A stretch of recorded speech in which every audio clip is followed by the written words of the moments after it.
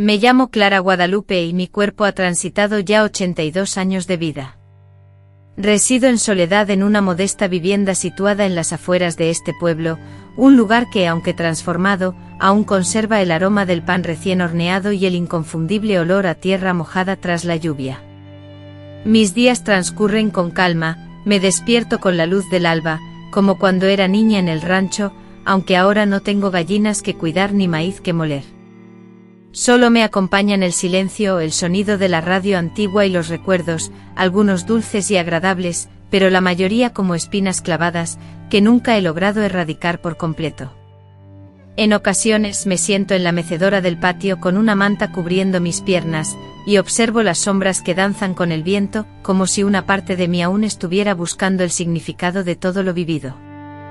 Hoy me he decidido a hablar, porque el silencio me ha perjudicado y también porque sé que existen muchas mujeres como yo, que han pasado toda una vida callando, ya sea por vergüenza, por miedo, o por la incapacidad de nombrar lo que nos ocurrió. He guardado esta historia en mi interior como un peso enorme, a veces me agobiaba tanto que me resultaba insoportable, y otras veces la mantenía adormecida en el olvido. Pero últimamente, desde el nacimiento de mi bisnieta, una niña hermosa, con unos ojos claros y brillantes como los de mi madre, algo profundo se ha removido dentro de mí. La observo cuando duerme con sus manitas extendidas, transmitiendo una sensación de paz, como si el mundo fuera un lugar seguro y acogedor. Y entonces me pregunto qué sucedería si alguien como él, con la misma maldad, se acercara a ella, si el sufrimiento y el dolor se repitieran en otro cuerpo inocente, no podría soportarlo. Por eso estoy aquí con la voz temblorosa, pero con la firmeza de contar algo que jamás le confesé a nadie. Porque desde el mismo momento en que nací, ya tenía dueño, y ese dueño no era mi padre, sino su padre, mi abuelo.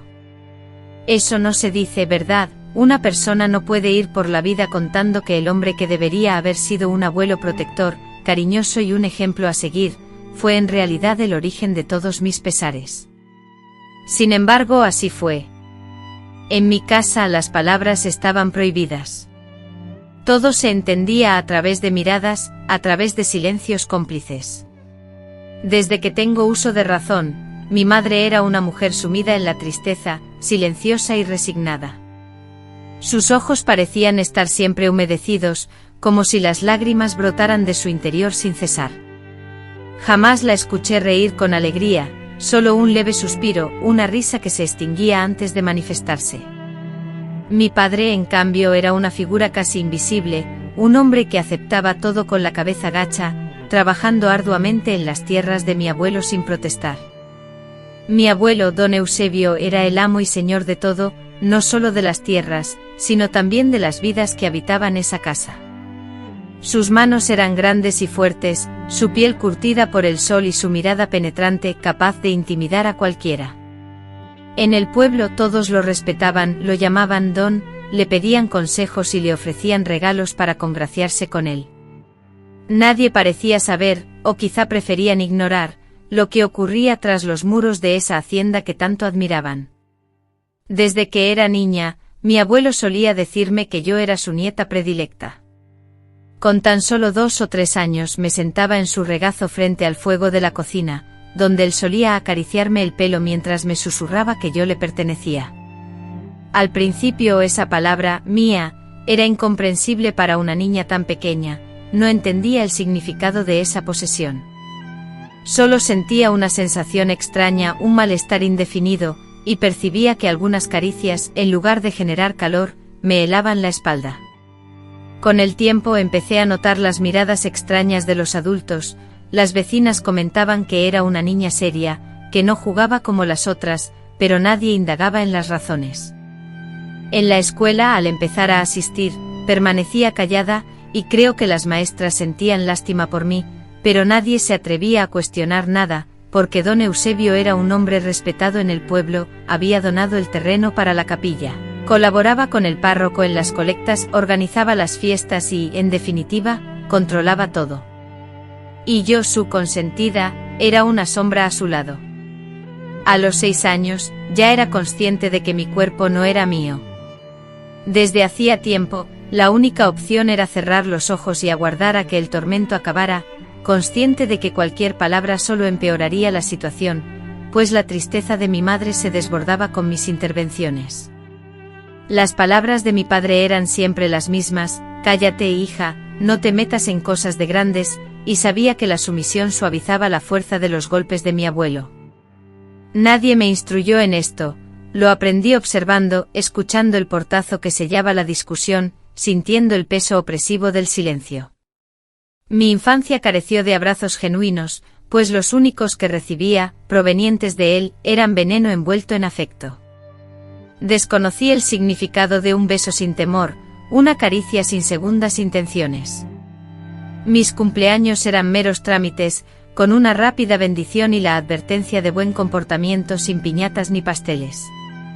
Antes de que la oscuridad se apoderara de la noche, el sonido de sus pasos en el pasillo me robaba el sueño. Dormía vestida, incluso a veces con zapatos, refugiándome bajo la cama, aferrada a las imágenes de la Virgen que mi abuela, la silenciosa esposa de Eusebio, me había confiado antes de fallecer. Ella, la única persona que alguna vez me dirigió una mirada llena de cariño, me abandonó cuando yo apenas tenía 8 años. Desde ese día, nadie se preocupó por protegerme. La casa, enorme y construida con adobe y tejas antiguas, parecía aún más grande. Un largo corredor de madera crujía bajo cada paso que daba, y al final, en el último cuarto, mi padre me llamaba cuando su ánimo era sombrío. «Hoy estoy de malas, Clarita». «Ven», solía decir. Yo iba obligada, porque si no iba él, la situación empeoraba. Mi madre fingía no escuchar, mi padre se ausentaba y yo me volvía invisible. Muchos años transcurrieron de esa manera, mi cuerpo se desarrolló, pero mi alma permaneció diminuta, como la de una niña aterrorizada, escondida en un rincón oscuro. A los 12 años mi cuerpo ya era el de una mujer. A los 13 dejé de ir a la escuela. Mi abuelo sentenció que una mujer de verdad no necesitaba leer, sino obedecer, y mi padre asintió. Mi madre, sumisa, agachó la cabeza, y yo, sin nadie a quien contarle, me quedé callada. Después de vivir tantas décadas, con la piel surcada de arrugas y los huesos cansados por el tiempo, sentí la necesidad imperiosa de relatar mi historia. No busco justicia ni perdón, sino la esperanza de que mi testimonio sirva para algo. Quizás si tan solo una mujer me escucha, si una sola se atreve a romper el silencio, a denunciar o a proteger a una niña a tiempo, entonces este inmenso dolor habrá tenido un propósito. El silencio, que otorga comodidad a los culpables, es un veneno que corroe por dentro a quienes lo soportan. Yo, que he llevado esta carga durante tanto tiempo, no quiero morir con este secreto. Así comienza mi relato, la historia de una niña que vino al mundo marcada, que desde su primer aliento ya estaba predestinada a un destino trágico. Su dueño, lejos de ser su padre, fue su verdugo, su propio abuelo. A menudo me cuestionan por qué decidí hablar ahora, en esta etapa de mi vida, cuando ya no necesito probarle nada a nadie. La respuesta es compleja, aunque no incomprensible. Fue una combinación de factores: el paso implacable del tiempo, las noches interminables en las que el sueño rehúsa llegar, los recuerdos que ya no se ocultan como antes, y sobre todo, ella, mi bisnieta. El día que la tuve entre mis brazos por primera vez, delicadamente envuelta en una suave mantita adornada con flores rosadas, sentí una conmoción interna, como si algo se rompiera y se reconstruyera simultáneamente dentro de mí. Jamás había experimentado una sensación tan intensa y transformadora. Era como si la vida me ofreciera una segunda oportunidad, no para retroceder en el tiempo, sino para encarar el futuro de manera diferente, para no silenciarme nunca más. Su llanto débil e inconstante y sus diminutas manitas temblorosas buscando desesperadamente calor, me transportaron a mis orígenes, a mis primeros días, cuando yo también era una criatura pequeña, vulnerable y dependiente, confiando ciegamente en los adultos que me rodeaban. Qué ironía, ¿verdad? Uno llega al mundo sin saber el porqué, sin entender en qué tipo de familia ha caído. Yo no elegí nacer en aquella casa. No pedí tener un abuelo como el mío. Ni una madre con la mirada apagada, ni un padre que prefería evadirse. Pero nací y desde el primer instante mi destino ya estaba escrito. No era una hija, ni una niña, era algo más, algo innombrable, una sensación de impureza y oscuridad, algo que le pertenecía a él. La memoria, a veces juguetona, me falla en detalles cotidianos, como dónde dejé las llaves o la fecha de hoy. Sin embargo, otros recuerdos nítidos y vívidos se aferran a mi mente con fuerza, como la primera vez que escuché a mi madre decir, con una voz preocupada: «Cuídala, suegro, que está enfermita», mientras yo, con apenas 4 años y supuestamente con fiebre, no podía acompañarla al cuarto. Recuerdo a mi abuelo fuerte y silencioso, llevándome en brazos hasta su cama de madera oscura, coronada por un crucifijo imponente sobre la cabecera. Me acomodó bajo una cobija áspera, con un olor inconfundible a tabaco y aguardiente, y recuerdo la mancha de humedad con forma de ojo que adornaba el techo. Él se sentó a mi lado, acariciando mi cabello en silencio, mientras yo, incómoda, intentaba desviar la mirada. Fue la primera vez, o al menos la primera que mi cuerpo registra como algo distinto, una sensación que no era ni amor ni protección, sino una intrusión sutil y extraña. Al día siguiente mi madre, sin preguntar nada sobre lo ocurrido, solo me sirvió un caldo tibio y comentó: «Mejoraste rápido, ¿viste?». Asentí en silencio, sin pronunciar una sola palabra, pues ya sabía que cualquier intento de hablar era inútil. El cuarto de mi abuelo, un espacio sombrío y apartado, se encontraba al final del largo pasillo, lejos de las demás habitaciones de la casa. Una única ventana, permanentemente cubierta por una cortina pesada que rara vez se abría completamente, mantenía el lugar en penumbra. En ese cuarto, un viejo ropero de madera, que crujía con cada apertura y cierre, compartía espacio con una pequeña mesa donde, imperturbablemente, descansaba una Biblia abierta, siempre en la misma página de los Salmos: «El que habita al abrigo del Altísimo morará bajo la sombra del Omnipotente». Esa frase, grabada a fuego en mi memoria, me la repetía una y otra vez, casi como un mantra, cada vez que me sentaba en sus piernas. Aunque yo no sabía leer, había aprendido esas palabras de memoria, repitiéndolas como un conjuro, como si con ellas se lavara las manos de sus actos. Durante años creí que Dios lo protegía, que a pesar de mis súplicas silenciosas, nadie me escuchaba. En la escuela, la maestra nos aseguraba que si rezábamos con fe, Dios nos oía. Y yo rezaba todas las noches, con los dedos apretados contra el pecho, repitiendo «Padre nuestro», hasta que el sueño me vencía y los ojos se me cerraban. Sin embargo, al día siguiente la situación permanecía inalterada. Con el paso del tiempo comencé a discernir que aquella realidad no era común. Lo comprendí al observar, durante las visitas a las tías, la forma en que ellas se relacionaban con sus hijas, como los abuelos les ofrecían dulces, les hacían cosquillas y les permitían jugar libremente en la tierra. En contraste, mi abuelo me prohibía ensuciarme. Repetía que una niña como yo no debía revolcarse como un cerdo. Siempre me mantenía impecable, con el cabello perfectamente peinado y vestido sin una sola arruga. Era su muñeca, su trofeo. Nadie osaba cuestionarlo. Las vecinas susurraban, pero nadie preguntaba directamente.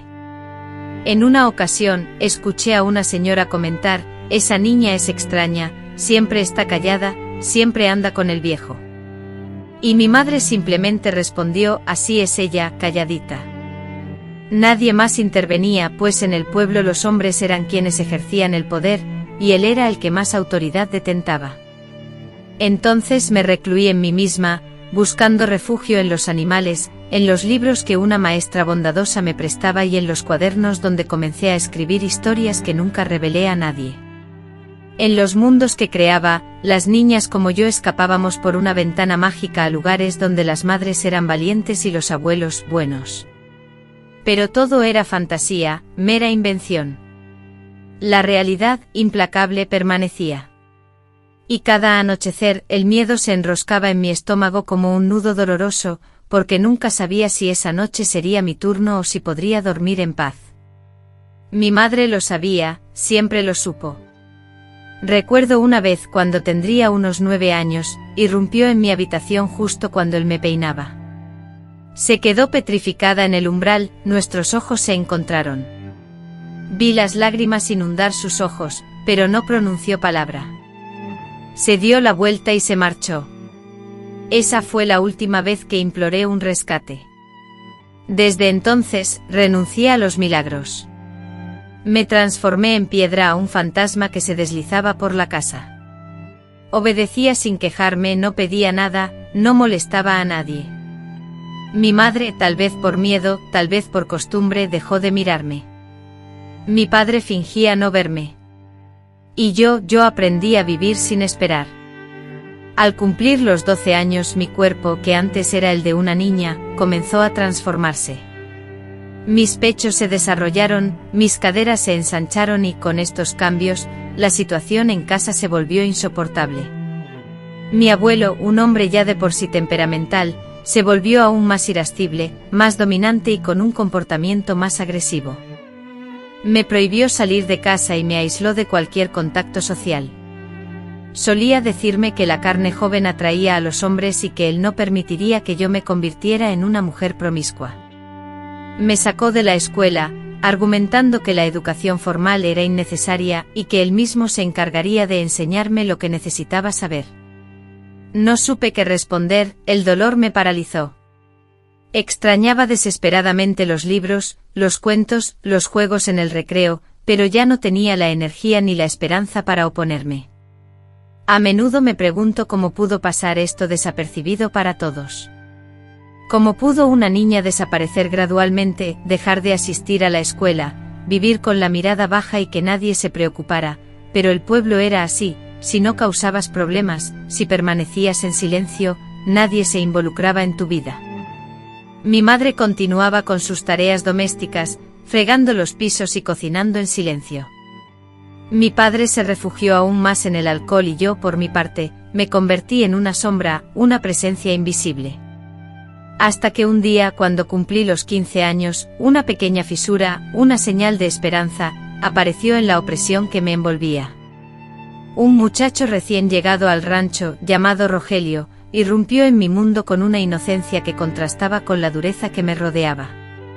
Era panadero y sus manos, cubiertas de harina, revelaban su oficio, mientras que sus ojos, limpios y carentes de malicia, se posaron en mí como si fuera una persona, no un objeto. Buenos días, me dijo con una sonrisa que me hizo temblar, un gesto que sembró en mí por primera vez una semilla de esperanza, aunque esa ya es otra historia. En aquella casa la monotonía reinaba, los días se sucedían idénticos, repitiéndose sin cesar, pero esa aparente uniformidad encubría una amenaza constante. A nuestro alrededor, la tierra reseca y los árboles retorcidos por el sol conformaban un paisaje sombrío, con un gallinero al fondo y una cocina donde el humo persistente envolvía a mi madre, encorvada sobre las ollas. Exteriormente nada parecía cambiar, pero en lo más profundo, en lo invisible, la carga de cada día se hacía más pesada. Mi cuerpo crecía, y con él, el miedo. Las miradas de mi abuelo, antes solo expectantes, se volvieron largas, duras y exigentes, y sus silencios, ya no eran simples advertencias, sino sentencias de un futuro incierto.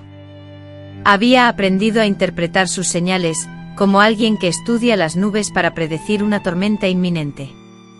Reconocía los indicios de que la furia se avecinaba, el momento preciso en que la orden de B resonaría, generalmente relacionada con Clarita.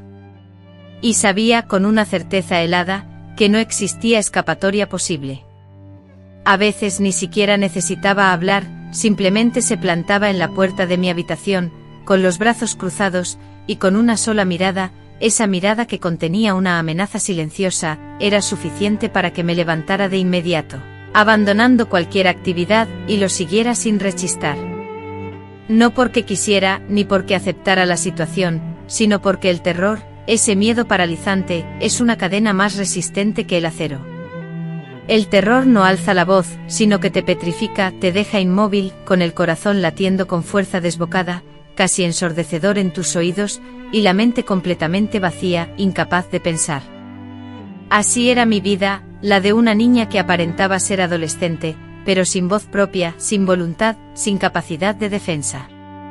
Al caer la noche la atmósfera se transformaba, como si la casa misma respirara de manera diferente. Mi madre, sumisa, evitaba cualquier contacto visual. Mi padre salía a fumar en silencio, y yo, con el corazón en un puño, intentaba hacerme invisible, escondiéndome en el rincón más oscuro de la cocina, buscando un refugio efímero. Me hacía la dormida, me cubría con un suéter grueso a pesar del calor sofocante, con la vana esperanza de pasar desapercibida. Pero mi estratagema nunca funcionaba. Don Eusebio, con su autoridad implacable, decidía el momento y la forma de sus acciones. Poseía un juego perverso, un sistema de control que solo él comprendía. A veces me concedía semanas de tregua, lo que me llevaba, con mi ingenuidad, a fantasear con su cansancio o arrepentimiento. Me aventuraba a creer en esa posibilidad. Me permitía un breve alivio, una sonrisa discreta, una tarde de escritura bajo el árbol. Pero justo cuando mi espíritu intentaba resurgir, la pesadilla regresaba, y la caída era siempre la más dolorosa. El castigo no era solo físico, sino también un recordatorio constante de mi falta de libertad, de la inexistencia de la salvación, de cómo la esperanza se convertía en otra forma de sufrimiento. Los domingos se volvían jornadas extrañas. Asistíamos a misa como una familia ordinaria. Yo me ponía uno de mis escasos vestidos, adornaba mi cabello con un lazo y me calzaba zapatos relucientes. Nos sentábamos en la tercera fila, en un simulacro de normalidad que contrastaba con mi angustia interna. Al final del banco, con su bastón de madera tallada y su sombrero gris en la mano, mi madre a su lado, y luego yo con la mirada fija e inamovible en el altar. Disfrutaba de la misa, aunque no por devoción religiosa. En realidad me gustaba porque era la única hora de la semana en la que tenía la certeza de que no me tocaría, de que estaría a salvo. El don Eusebio no podía hacerme daño allí frente a Dios, o eso necesitaba creer fervientemente. Me aferraba a esa idea con la misma fuerza desesperada con la que alguien se agarraría a una cuerda en medio de un océano embravecido. Amaba el olor a incienso, la música del órgano resonando en las alturas, la voz grave y solemne del padre Arturo recitando los salmos. Me gustaban porque eran experiencias que no implicaban dolor, porque eran una rutina que no ocultaba ningún tipo de violencia.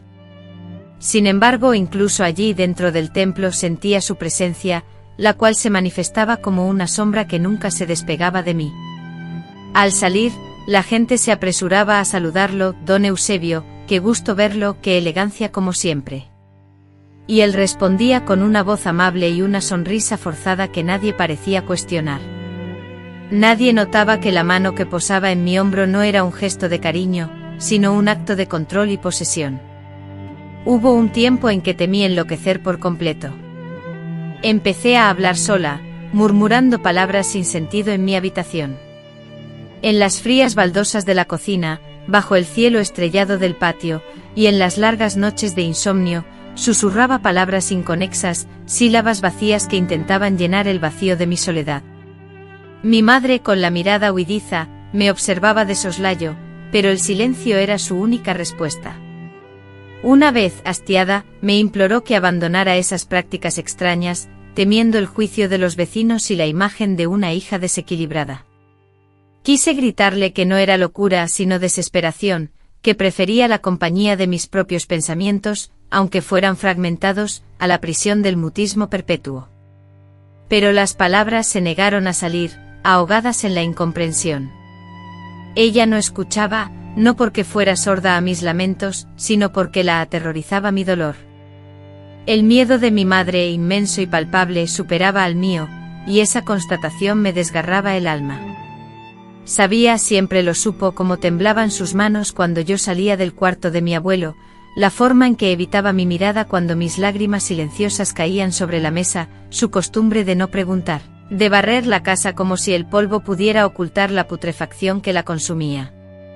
Esa era su manera de sobrevivir, y a mí me enseñó la misma lección: no digas nada, Clarita, todo pasa. Pero no pasaba, jamás pasaba. Un día, mientras estaba en la cocina ayudando a mi madre con las tareas del hogar, específicamente pelando papas, sufrí un pequeño accidente. Un corte superficial en un dedo, pero sorprendentemente la herida comenzó a sangrar de manera abundante. La reacción de mi madre fue inmediata y visiblemente alterada. Sus ojos se abrieron de pánico, como si la vista de mi sangre hubiera evocado en ella recuerdos o temores que intentaba mantener ocultos.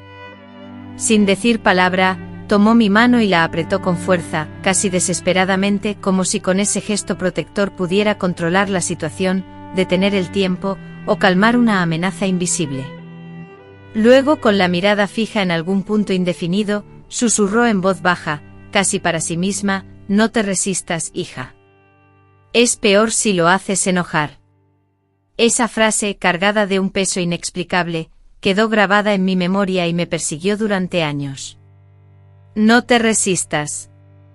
La forma en que lo dijo implicaba que la raíz del problema era mi propia rebeldía, mi falta de obediencia, como si la causa de su reacción no residiera en sus actos, sino en mi respuesta a ellos. Y yo, con la inocencia y vulnerabilidad de una niña, me tragué ese veneno, me lo creí, me convencí de que la culpa era mía, que yo era la responsable de provocar su ira, su deseo, su castigo. Comencé a odiarme a mí misma. Me miraba al espejo y sentía un profundo rechazo. A escondidas me arrancaba mechones de cabello, me rascaba los brazos hasta dejar marcas profundas, no con la intención de lastimarme, sino porque ya no soportaba habitar mi propio cuerpo. No quería ser yo, no quería tener ese rostro, ese cuerpo, ni cargar con la historia que me había tocado vivir. Comencé a redactar cartas que nunca llegaron a ser enviadas, cartas dirigidas a una amiga inexistente.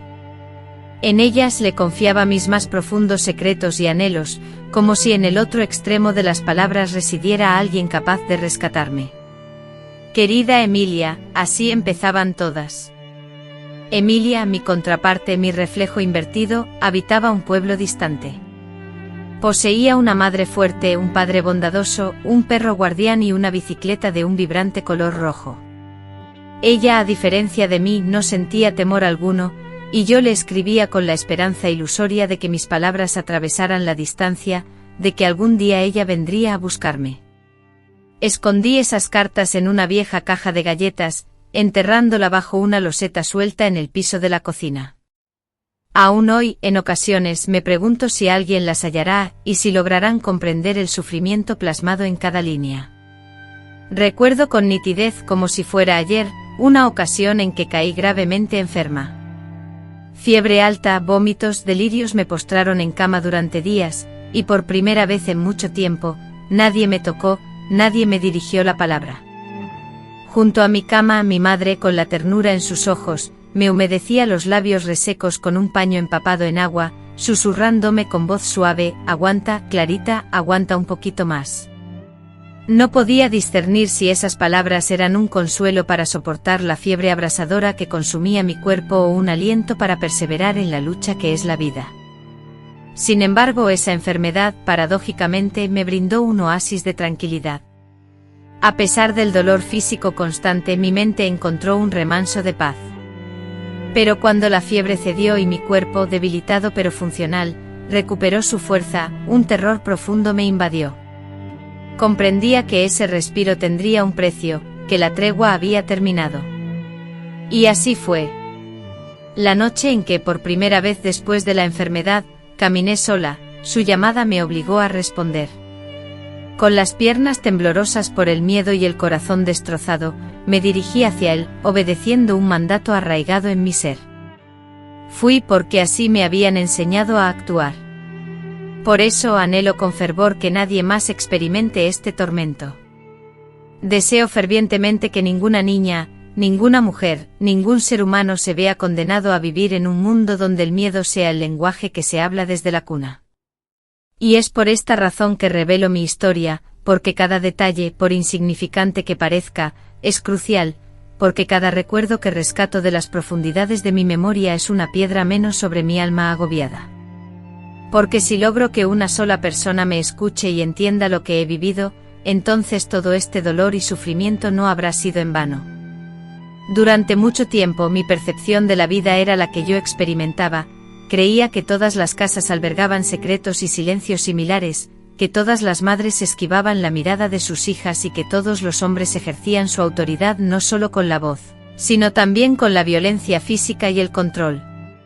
Desconocía por completo otras formas de vida y, al no conocer nada diferente, llegué a creer que no existía alternativa. Me convencí de que mi situación era simplemente mi destino, algo con lo que debía aprender a vivir, como quien acepta una enfermedad incurable o una marca de nacimiento que no se puede borrar. Sin embargo, un día algo cambió dentro de mí. No fue un acontecimiento dramático ni ruidoso. No hubo gritos, ni revelaciones impactantes, ni portazos. Fue algo sutil e interno, un susurro en mi interior que, por primera vez, me hizo pensar, esto no es normal. Sentí como si una fina tela, antes pegada a mis párpados, comenzara a ceder, permitiendo que una parte de mí, sumida en un letargo profundo, despertara con una curiosidad tímida. Todo comenzó con una imagen vívida, una escena grabada a fuego en mi memoria, imposible de desvanecer. Me encontraba sentada en el borde de la entrada de la casa, observando a los niños del vecindario jugar en la polvorienta calle. Era un día soleado, de esos en los que la luz parecía purificar el ambiente, incluso las cicatrices del alma. Los niños reían a carcajadas, persiguiendo una pelota improvisada con trapos, tropezando y levantándose sin prestar atención al polvo que cubría sus ropas. Fue entonces cuando apareció una joven mujer, cargando a un bebé en brazos y de la mano a una niña de unos 6 años. Iban vestidas con ropas humildes pero impecables y caminaban lentamente, como si saborearan la calidez del sol. De repente la niña tropezó con una piedra y cayó al suelo. Sin dudarlo, la madre se agachó, la levantó con cuidado, le limpió la rodilla y le dio un tierno beso en la frente. En lugar de gritarle o reprenderla, simplemente le susurró algo al oído, algo que me fue inaudible, pero que provocó una sonrisa en la niña a pesar de sus lágrimas. Era una escena sencilla, una escena de la vida diaria, pero para mí fue como presenciar algo de otro planeta. La observé con una mezcla de sorpresa y envidia, sintiendo que esa niña poseía algo que yo jamás había experimentado, una madre presente, una madre que brindaba cuidado con cariño y no con temor. Y en ese instante tuve una revelación. Comprendí que no todos los hogares eran como el mío, que no todas las niñas vivían con una angustia constante y un secreto oculto. Ese fue el inicio de un cambio. Aunque no transformó mi vida de manera instantánea, sembró una semilla en mi interior. Poco después, llegó la feria del pueblo. Era una celebración anual con atracciones mecánicas antiguas, puestos de comida, música a alto volumen y una explosión de colores. Yo nunca había asistido. Mi abuelo solía decir que era un lugar de perdición, frecuentado por mujeres de dudosa reputación y hombres irrespetuosos. Sin embargo, ese año, por una razón que todavía ignoro, mi padre insistió en que fuéramos. Quizás mi deseo de agradar o la insistencia de mi madre fueron el detonante, pero la verdad es que por primera vez, me aventuré a cruzar la entrada principal de la feria, bajo sus arcos coloridos. El vértigo me invadió al instante, el ruido ensordecedor, las luces centelleantes y los olores intensos me sobrecogieron. Me sentí abrumada, sí, pero también embelesada por aquel espectáculo. Fue en medio de esa vorágine de sensaciones donde lo vi, Rogelio, el joven panadero, con sus manos cubiertas de harina y su voz suave. Estaba rodeado de amigos, riendo a carcajadas mientras disfrutaban de un elote. Sus ojos se encontraron con los míos, y me saludó con un gesto amable. Sentí la vergüenza recorrer mi rostro, me incliné tímidamente, pero al mismo tiempo, una sensación desconocida se apoderó de mi pecho, un calor sutil, una emoción diferente al temor. Era como si por primera vez, alguien me observara sin segundas intenciones, sin el deseo de dañarme. Solo verme, eso era todo. Días después, Rogelio comenzó a aparecer por mi casa con mayor frecuencia. En ocasiones traía consigo pan recién horneado como obsequio, y otras simplemente me saludaba desde la calle. Mi madre me observaba con recelo, mi abuelo fruncía el ceño, pero yo, en lo más profundo de mi ser, comenzaba a sentir una chispa, algo parecido a la esperanza. Lentamente intercambiamos palabras sueltas y luego con el tiempo construimos frases completas. Conversábamos sobre asuntos cotidianos, el tiempo, la compra de harina en la tienda, los perros que corrían por las calles del pueblo.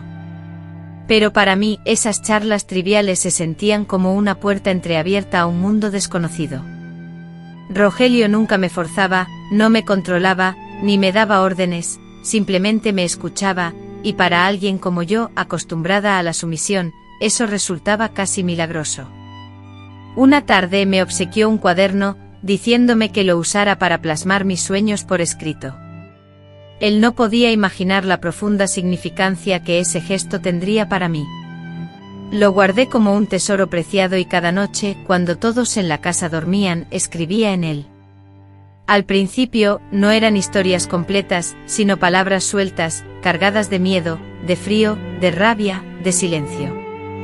Con el tiempo comenzaron a surgir frases, recuerdos y vívidas imágenes que antes me aterraba pronunciar. Era como si mi propia mano extrajera las espinas que me desgarraban por dentro. Aquel cuaderno se transformó en mi confesionario, mi refugio, mi espejo. Y gracias a él, gradualmente comencé a reconocerme como algo más que un simple objeto.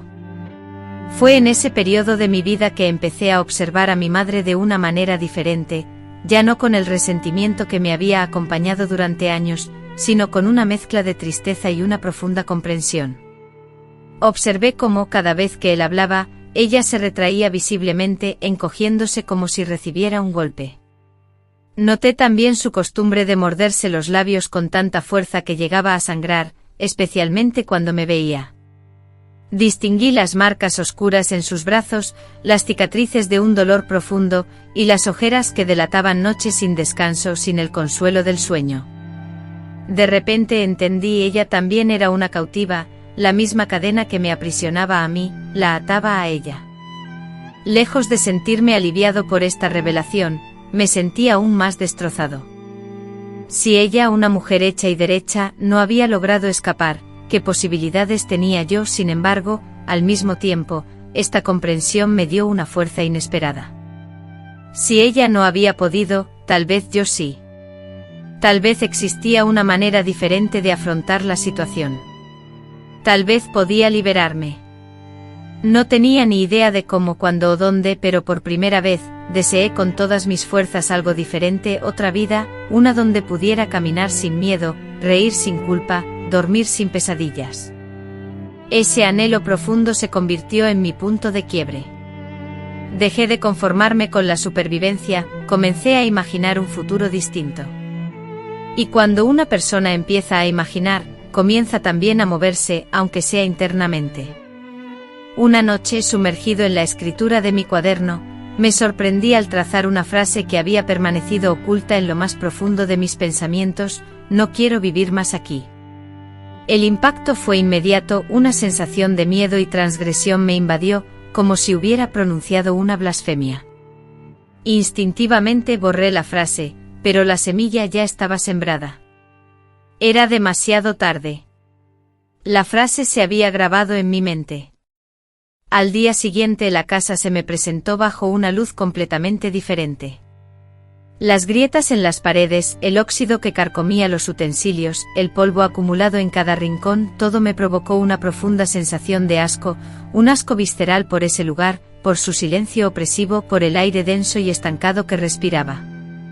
Y fue en ese asco, en ese rechazo que brotó desde las entrañas, donde sentí la primera chispa de libertad. Lentamente comencé a trazar un plan. No tenía recursos económicos ni amigos, ni siquiera la vestimenta adecuada para la huida, pero poseía mi memoria, y en ella residía todo lo necesario para saber hacia qué no quería regresar. Sabía que no podía confiar en mi madre, que mi padre no me brindaría apoyo. Sin embargo, una esperanza latía en la figura de Rogelio.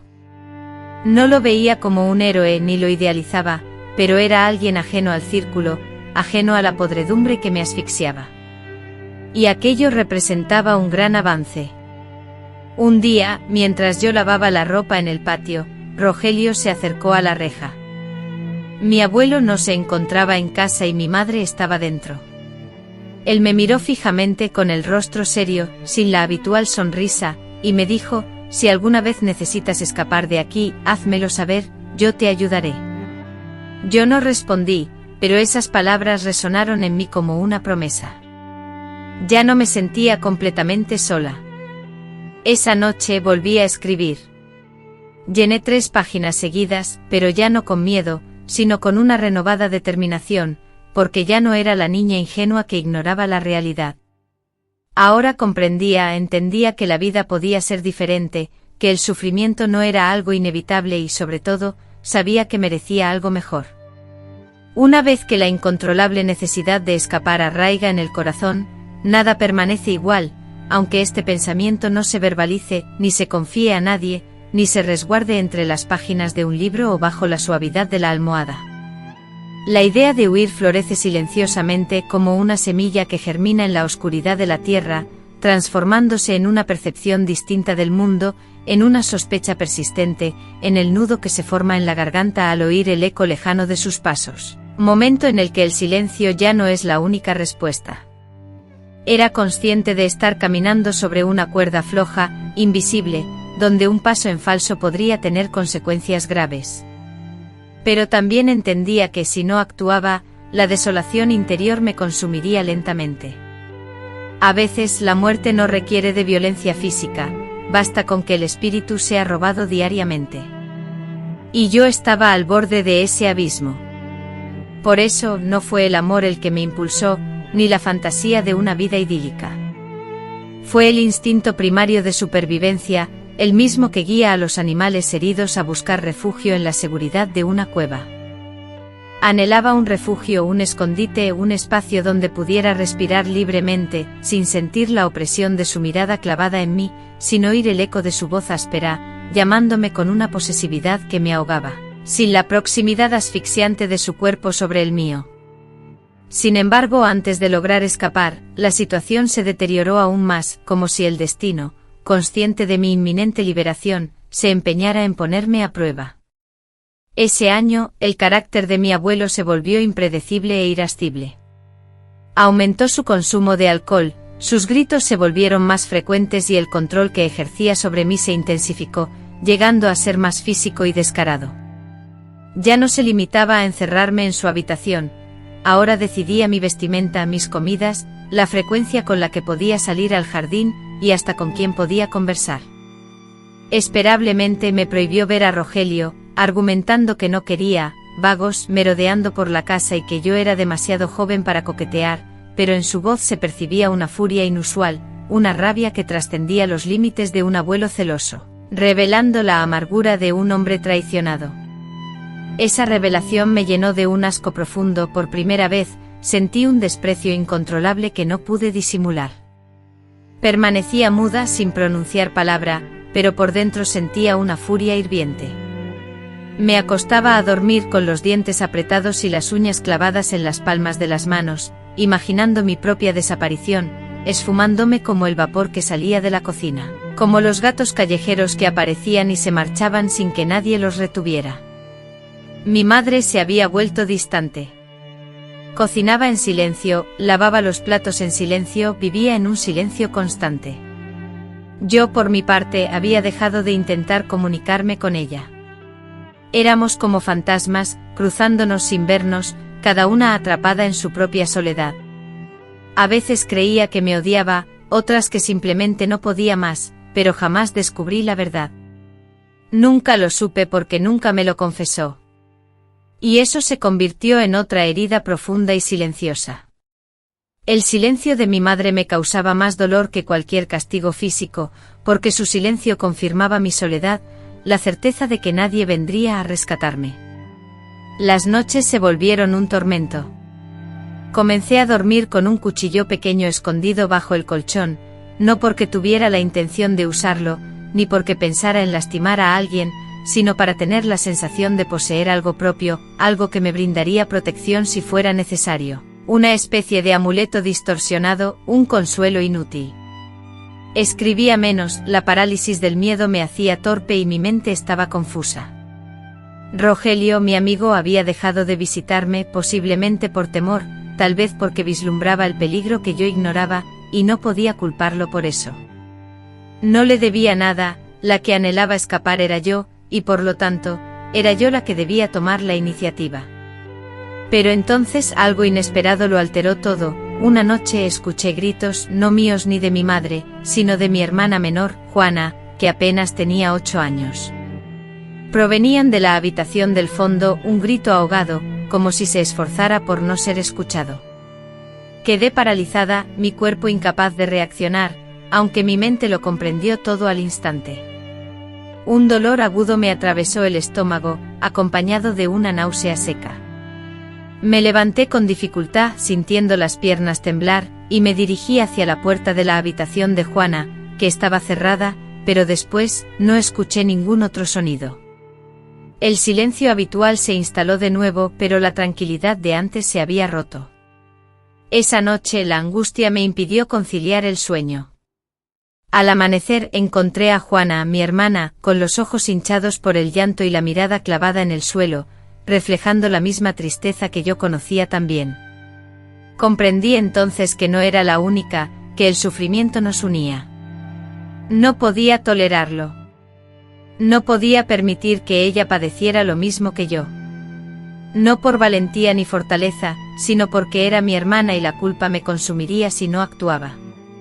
En ese momento decidí, no fue una decisión heroica ni premeditada, sino un impulso desesperado, la urgencia de romper la cadena del dolor, de detener la propagación de esa enfermedad que nos consumía. Comencé a planificar mi huida. Busqué a doña Remedios, una vecina mayor que siempre me había mostrado compasión. Le pedí que me acogiera en su patio si alguna vez me veía corriendo. No le expliqué la situación, no era necesario. Sus ojos se llenaron de lágrimas y me aseguró que su puerta siempre estaría abierta para mí. Comencé a reunir provisiones, ropa que aún servía, pedazos de pan que se habían endurecido y algunas monedas que hallé olvidadas en el bolsillo de un pantalón viejo de mi padre. Escondí cuidadosamente todo en una bolsa de tela, ocultándola bajo el gallinero. Era una cantidad mínima, casi insignificante, pero era todo lo que poseía. La mayor dificultad era Juana, mi hermana pequeña. No podía abandonarla, pero tampoco tenía manera de llevármela conmigo. No tenía recursos ni un lugar seguro al que ir. Esa noche escribí una extensa carta, con la mano temblorosa y llena de excusas y promesas. La escondí entre las hojas de mi cuaderno, sabiendo que era para ella, para cuando fuera adulta, para cuando pudiera comprender mi situación. Le juré que haría todo lo posible por regresar a su lado. El día crucial llegó sin previo aviso, una tarde gris y lluviosa. El cielo estaba cubierto de nubes oscuras y pesadas, y el aire se impregnaba del aroma penetrante de la tierra mojada. Mi abuelo, consumido por la furia, estaba de mal humor, pues había perdido un importante negocio con unos campesinos. Descargó su rabia en mí, gritándome por cualquier insignificancia. Me empujó, me insultó con palabras hirientes. Mi madre, resignada, no intervino. Mi padre estaba ausente y supe con certeza que esa noche sería peor que cualquier otra que hubiera vivido. Así que tomé la bolsa con mis escasas pertenencias, esperé a que todos en la casa se sumieran en el sueño, abrí la puerta con extrema cautela y salí corriendo, impulsado por el miedo y la necesidad de escapar. Corrí con todas mis fuerzas, como nunca antes en mi vida.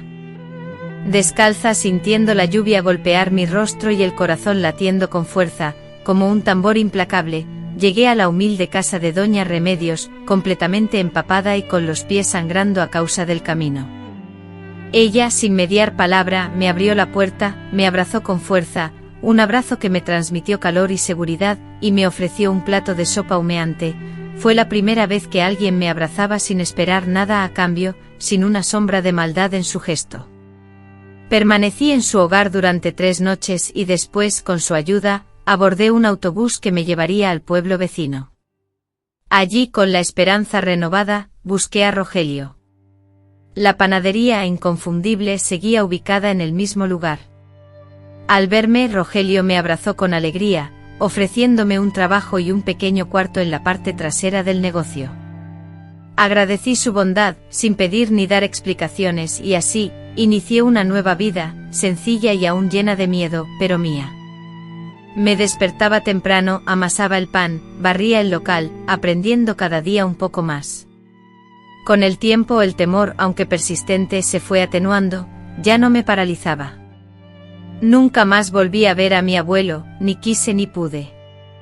A través de cartas de una vecina, me enteré del crecimiento de Juana, de su matrimonio temprano y de la llegada de sus hijos. Nunca pude saber si ella había experimentado lo mismo que yo. Nunca me atreví a preguntárselo directamente. A menudo en mis sueños me encuentro de nuevo en esa casa, recorriendo sus pasillos oscuros, sintiendo el chirrido del ropero al abrirse. Me despierto sobresaltado, bañado en sudor, con el corazón latiendo con fuerza, pero entonces veo la luz que entra por mi ventana, escucho el canto de un gallo y me doy cuenta de que estoy lejos, que he escapado, que he sobrevivido. Los primeros años fuera de ese lugar fueron extraños y confusos. Era como habitar un cuerpo que no me pertenecía por completo, como si cada paso que daba en libertad fuera un acto de rebeldía y usurpación.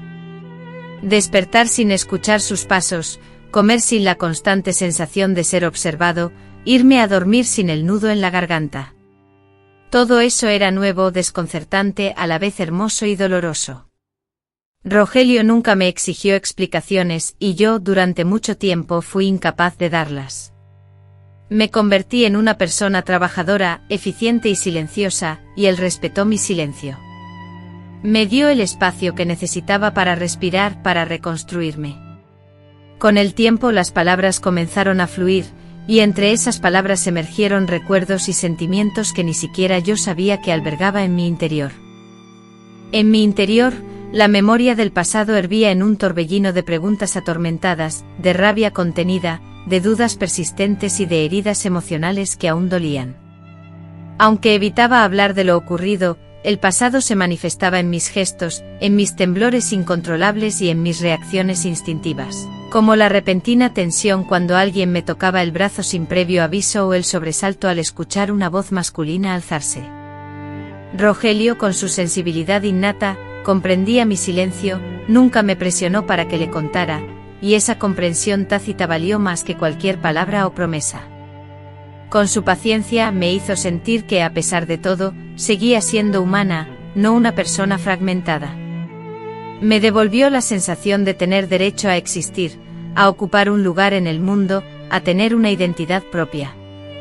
Con el paso del tiempo me fortalecí. Adquirí habilidades prácticas como administrar mis finanzas, interactuar con clientes y caminar con mayor confianza y seguridad.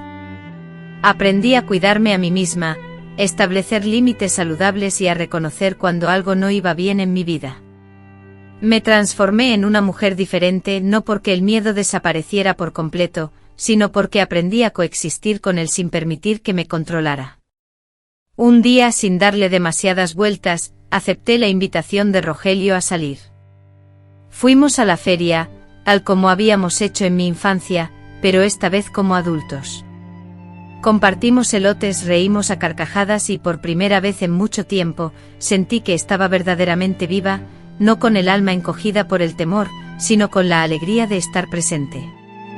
Aquella noche me sostuvo la mirada y me dijo con firmeza: no quiero que sigas huyendo, ni de mí, ni de la vida. Mereces encontrar la paz. En ese instante supe que habíamos alcanzado un punto de inflexión definitivo. Al poco tiempo nos casamos. La ceremonia fue íntima y modesta, sin vestido de novia, sin altar religioso, sin adornos florales. Éramos solo nosotros, un juez y la panadera del pueblo, que actuó como testigo. No fue un acto impulsado por el romanticismo o las costumbres sociales, sino una declaración silenciosa: estamos aquí, hemos sobrevivido y vamos a seguir adelante juntos. Los años que siguieron fueron de tranquilidad y sencillez. No tuvimos hijos, tal vez porque mi cuerpo aún guardaba las cicatrices del pasado, o quizá porque el miedo persistía agazapado en algún rincón de mi ser. Sin embargo, esta situación no nos causó sufrimiento, nos teníamos el uno al otro y eso era suficiente.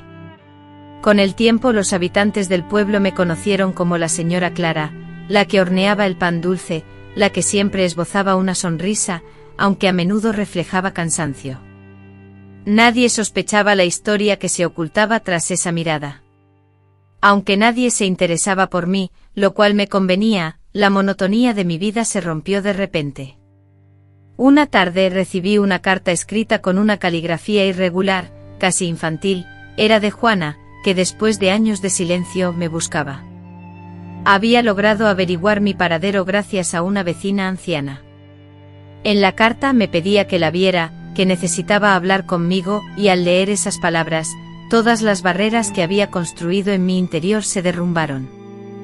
Los recuerdos, los olores, los sonidos y las palabras del pasado inundaron mi mente con fuerza, y mis manos comenzaron a temblar.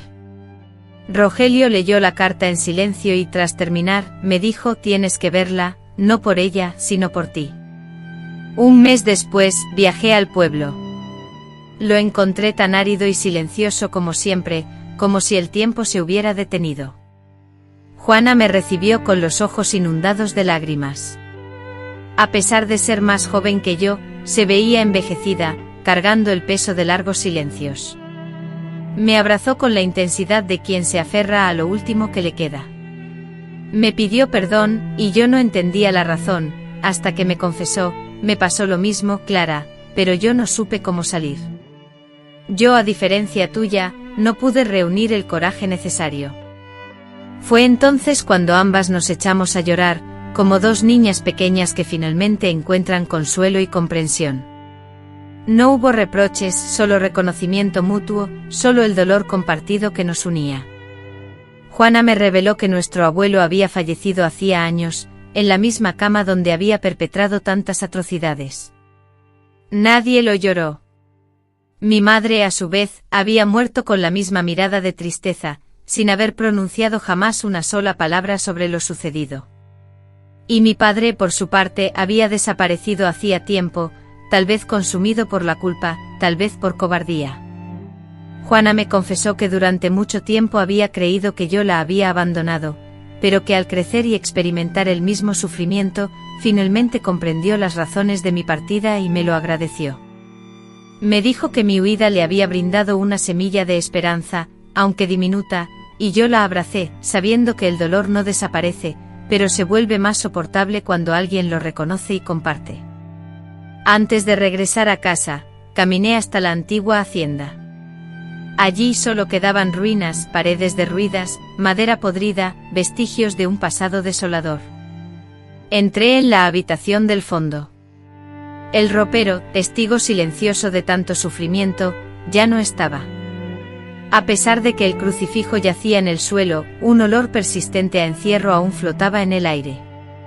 Me quedé inmóvil por unos instantes, no buscando reconciliación ni perdón, sino simplemente para asegurarme de que había sobrevivido, de que era libre, de que ese lugar ya no ejercía control sobre mí. Al regresar a mi hogar, me senté en el patio con una taza de café entre las manos, contemplando el cielo abierto. Por primera vez en mucho tiempo sentí que podía respirar profundamente sin sentir la opresión en el pecho. Rogelio se acercó, posó su mano en mi espalda y susurró: «Ya no estás allí». Y tenía razón, porque nunca más lo estaría.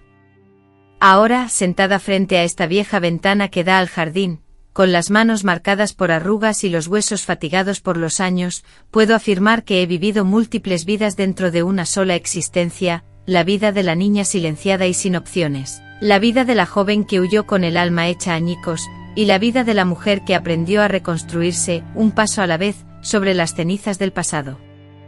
En la vejez, a pesar de la soledad que a veces la embarga, la anciana comprende que los peores momentos han quedado atrás.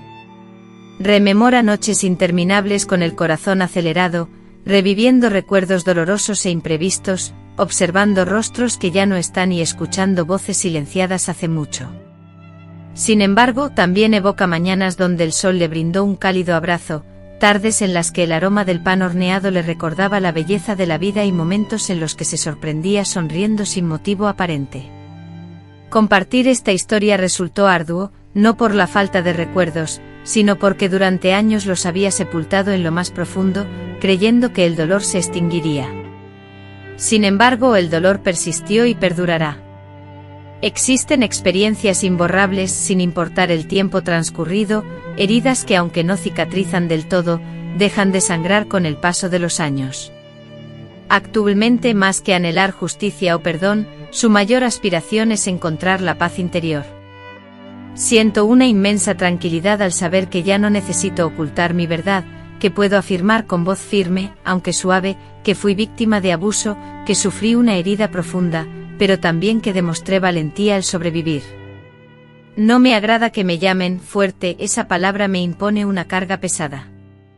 Prefiero que me digan que resistí, porque resistir no es un logro personal, sino una necesidad vital para sobrevivir. No fui fuerte por elección, sino por la falta de alternativas. He logrado perdonar ciertas cosas, pero otras permanecen sin perdonar, y eso es aceptable. Me llevó años comprender que el perdón no es una obligación impuesta, que no implica olvidar lo sucedido, sino liberarse de la atadura emocional. Perdoné a mi madre en silencio, no porque mereciera ser absuelta, sino porque ya no deseo cargar con el peso de ese rencor. No puedo seguir reprochándole algo que quizás nunca tuvo la fortaleza para afrontar. También perdoné a mi hermana por su silencio y por no haberme buscado antes, entendiendo que cada una luchó por sobrevivir a su manera. Sin embargo, no he perdonado ni pienso perdonar, al ser que me arrebató la infancia, la inocencia y los primeros sueños. Ese hombre no evoca en mi tristeza, sino repugnancia y un profundo distanciamiento. No merecía el nombre de abuelo, ni la compasión que la gente le demostró al envejecer. Que muriera solo y olvidado, aunque no es un castigo justo, es todo lo que la vida le concedió y me basta. A veces, mientras cuido mis plantas o pliego la ropa en silencio, pienso en las niñas que aún sufren lo que yo sufrí, aquellas atrapadas en hogares donde nadie las ve, donde los gritos se silencian y los secretos se encubren con oraciones. Por ellas levanto esta voz temblorosa, para que sepan que no están solas, para que comprendan que a pesar de la desesperanza, de la frialdad del mundo, existen salidas, puertas abiertas y manos dispuestas a ayudar, aunque sean escasas y difíciles de encontrar. No poseo riquezas, ni una familia numerosa, ni nietos jugando en el jardín. En la vida poseo mi humilde panadería, mi inseparable cuaderno de notas para plasmar ideas y reflexiones, mi ritual matutino con una taza de café humeante y un par de sillas antiguas en las que a veces comparto la contemplación del cielo con alguna vecina, y con eso me siento completamente satisfecha. Después de haber experimentado tantas dificultades y situaciones dolorosas, la paz y la serenidad se han convertido en mi mayor tesoro, más valioso que cualquier ostentación material. En la quietud de las noches en ocasiones, me encuentro agradeciendo silenciosamente a la existencia, no por las alegrías y comodidades que me ha brindado, sino por la oportunidad de reinventarme, de tener una segunda oportunidad, de ser la autora de mi propio destino. Si hoy alguien me preguntara qué le diría a la Clara de 8 años, aquella niña que se movía con cautela por los pasillos sombríos, le aseguraría que no fue su culpa, que no hizo nada para merecer tanto sufrimiento, que su fortaleza no radicaba en soportar el dolor, sino en seguir respirando y resistiendo. Le diría que algún día escaparía de ese lugar, que descubriría nuevos aromas, conocería rostros amables, y sentiría caricias que no le causaran daño. Le diría que lo logró, que sobrevivió. Mientras escribo estas palabras, mi bisnieta, con su risa pura y las rodillas marcadas por el juego, corretea feliz en el jardín con un lazo. La observo y me llena de esperanza saber que ella, en su inocencia, nunca experimentará la oscuridad que yo viví, porque la cadena que me ataba se rompió, gracias a que alguien, yo misma, decidió romper el silencio. Con esa certeza me siento plena, porque comprendo que a veces, transformar una historia empieza por tener el coraje de compartirla.